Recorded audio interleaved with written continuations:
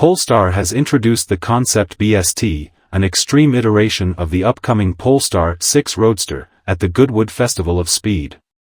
This concept car, featuring bespoke bodywork, a towering rear wing, and an aggressive diffuser, is designed to demonstrate the brand's potential for high-performance electric vehicles.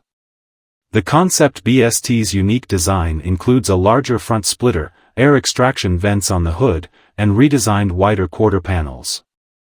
The rear of the car showcases a dramatic wing and bold diffuser, complemented by 22-inch wheels and silver paint with BST graphics.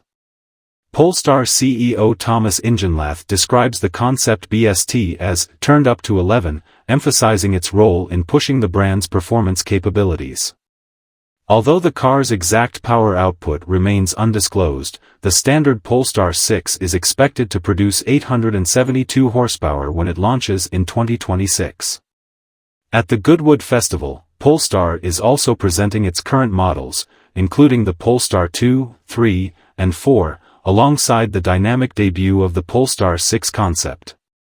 The Concept BST underscores Polestar's commitment to innovation and high-performance electric vehicles, hinting at exciting developments for future models.